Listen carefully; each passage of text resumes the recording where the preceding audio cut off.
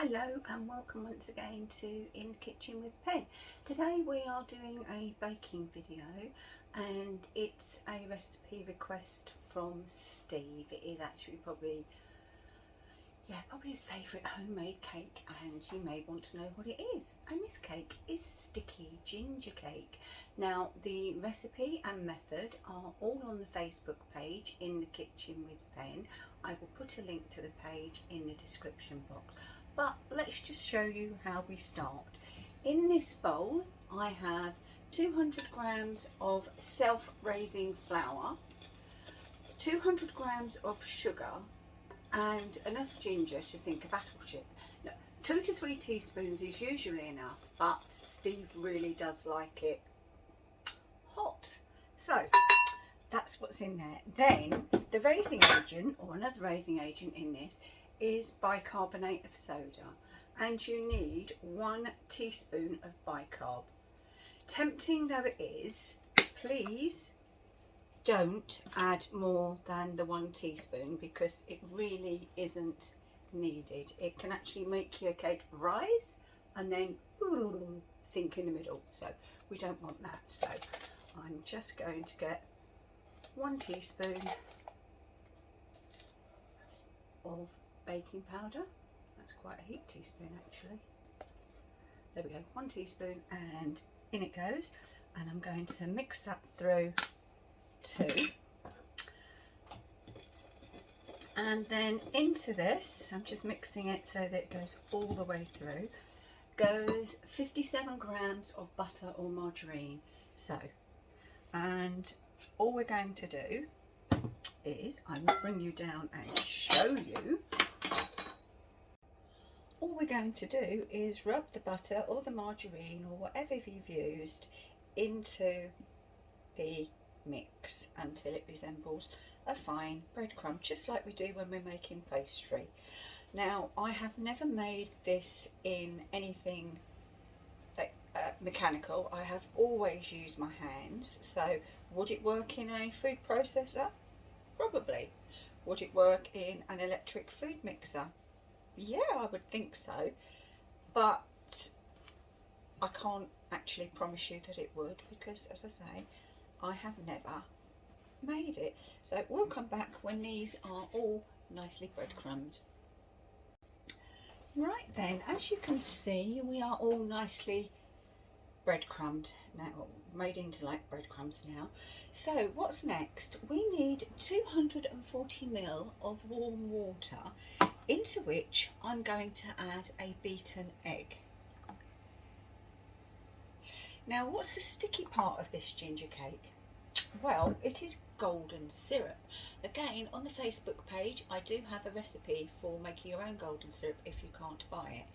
Now, golden syrup or any syrups tend to stick to the spoon, so what I've done is I have oiled this spoon, and it should mean, because I'm going to use 2 tablespoons or 3 tablespoons, it should mean that it comes off really easily. So that's the first one. That's the second. Plop. And in we're going with the third. The more syrup you use, the stickier your cake will be, obviously. Okay, so they're all in the jug. So that's the hot water, the egg, and the syrup. So I'm just going to leave those there for a moment. Just bring this here. Actually, put it there. Right, this is an optional extra, and it is stem ginger in syrup. Now, as I've said to you, Steve loves stem ginger, or loves ginger, so obviously we're going to want some extra in the cake. So I've taken 3 pieces of the ginger, and I am just going to roughly chop them, and it is a very rough chop.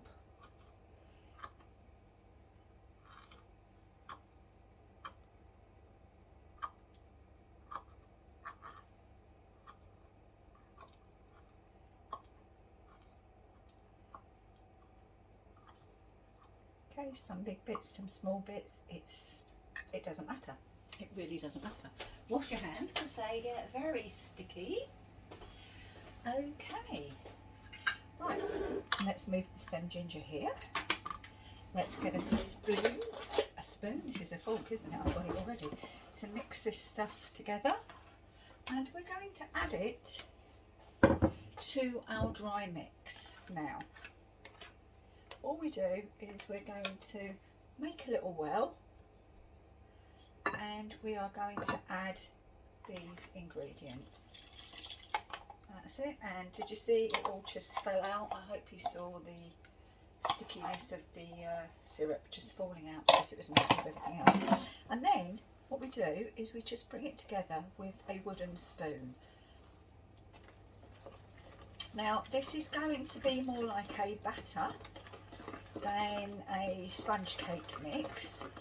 Don't worry, it's going to have lumps. Don't worry, honestly, it's fine. So I'm just going to add a little bit of this stem ginger syrup. There you go, that much. And now I'm going to go in with these stem ginger pieces. And once again, I've got a really sticky hand. Okay, just mix that through.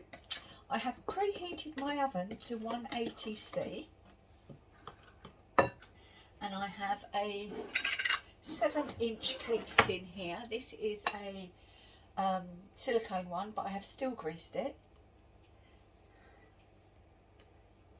Right, oh see, look, I've got some mix there that isn't mixed, so that'll teach me, won't it? There we go. In we go.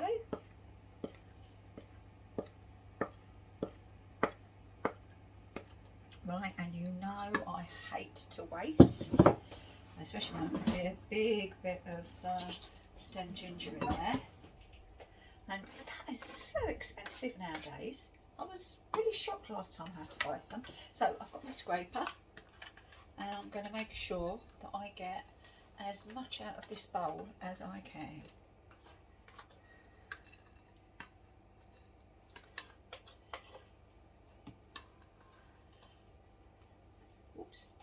Right, and then this goes into the middle of the 180°C oven for about 35 to 40 minutes. So I'm just going to pop it in.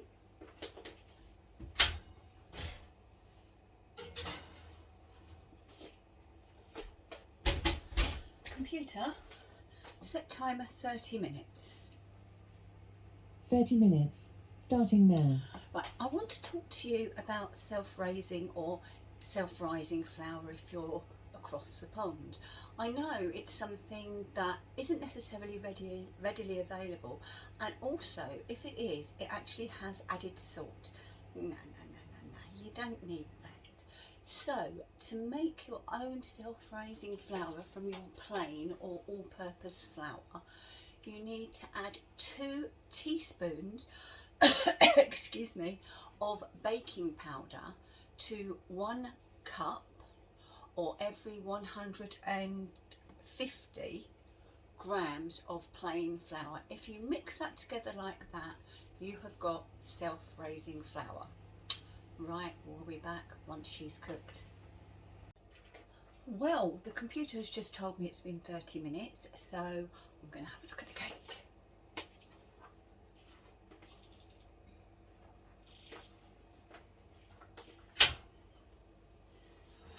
It smells delicious. It doesn't look too bad, does it? So let's get a skewer and check that it's cooked. I go in at an angle because I can get more of the cake there, and as you can see, that's coming out clean.